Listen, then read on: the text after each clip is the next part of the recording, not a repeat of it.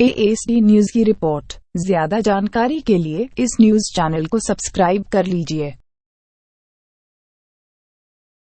हमारे देश भारत के कई शहर अपने दामन में कई रहस्यमयी घटनाओं को समेटे हुए हैं। ऐसी ही एक घटना है राजस्थान के जैसलमेर जिले के कुलधरा गांव। यह गांव पिछले 170 सालों से वीरान पड़ा है। कुलधरा गांव के हजारों लोग एक ही रात में इस गांव को खाली करके चले गए थे और जाते जाते श्राप दे गए थे कि यहाँ फिर कभी कोई नहीं बस पाएगा। तब से यह गांव वीरान पड़ा है। कहा जाता है कि यह गांव रूहानी ताकतों के कब्जे में है। कभी एक हंसता खेलता यह गांव आज एक खंडहर में तब्दील हो चुका है। टूरिस्ट प्लेस में बदल चुके कुलधरा गांव घूमने आने वालों के मुताबिक यहाँ रहने वाले पालीवाल ब्राह्मणों की आहट आज भी सुनाई देती है। उन्हें वहाँ हर पल ऐसा अनुभव होता है कि कोई आसपास चल रहा है। बाजार की चहल पहल की आवाजें आती हैं।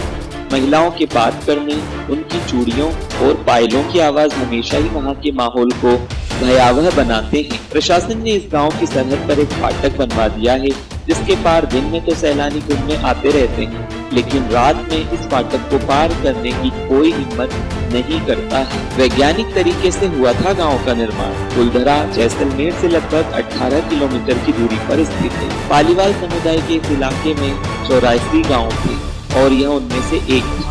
मेहनती और रईस पालीवाल की कुलधार शाखा ने सन 1291 में तकरीबन 600 घरों वाले इस गांव को बसाया था। कुलधरा गांव पूर्ण रूप से वैज्ञानिक तौर पर बना था। ईंट पत्थर से बने इस गांव की बनावट ऐसी थी कि यहाँ कभी गर्मी का एहसास नहीं होता था।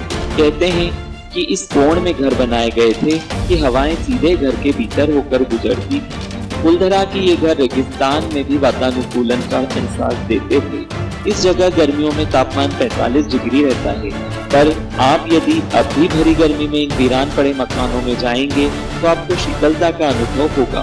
ताक और सीढ़ियाँ कमाल के। पालीवाल ब्राह्मण होते हुए भी बहुत ही उद्यमी समुदाय था। अपनी बुद्धिमत्ता, अपने कौशल और अटूट परिश्रम के बदौलत पालीवालों ने धरती पर सोना उगाया था। अब हम जानते हैं कुलधरा के वीरान होने की कहानी। जो गांव इतना विकसित था तो फिर क्या वजह रही कि वो गांव रातों रात वीरान हो गया? इसकी वजह था गांव का अय्याश दीवान सालम सिंह, जिसकी गंदी नजर गांव की एक खूबसूरत लड़की पर पड़ गई। दीवान उस लड़की के पीछे इस कदर पागल था कि बस किसी तरह से उसे पा लेना चाहता था। उसने इसके लिए ब्राह्मणों पर दबाव बनाना शुरू कर दिया। हद तो तब हो गई जब सत्ता के मद में चूर उस दीवान ने लड़की के घर संदेश भिजवाया कि यदि अगले पूर्णमासी तक उसे लड़की नहीं मिली तो वह गांव पर हमला करके लड़की को उठा ले जाएगा। गांव वालों के लिए ये मुश्किल की घड़ी थी। उन्हें या तो गांव बचाना था या फिर अपनी बेटी। इस विषय पर निर्णय लेने के लिए सभी 84 गांव वाले एक मंदिर पर इकट्ठा हो गए और पंचायतों ने फैसला किया कि कुछ भी हो जाए अपनी लड़की उस दीवान को नहीं देंगे। फिर क्या था, गांव वालों ने गांव खाली करने का निर्णय कर लिया और रातों रात सभी 84 गांव आंखों से ओझल हो गए। जाते जाते उन्होंने श्राप दिया कि आज के बाद इन घरों में कोई नहीं बस पाएगा। आज भी वहाँ की हालत वैसी ही है जैसी उस रात थी जब लोग इसे छोड़कर गए थे। पालीवाल ब्राह्मणों के श्राप का असर यहाँ आज भी देखा जा सकता है। जैसलमेर के स्थानीय निवासियों की माने तो कुछ परिवारों ने इस जगह पर बसने की कोशिश की थी, लेकिन वे सफल नहीं हो सके। स्थानीय लोगों का तो यहाँ तक कहना है कि कुछ परिवार ऐसे भी हैं जो वहाँ गए जरूर लेकिन लौट कर नहीं आए। उनका क्या हुआ, वे कहाँ गए, कोई नहीं जानता। पर्यटक यहाँ इस चाह में आते हैं कि उन्हें यहाँ दबा हुआ सोना मिल जाए।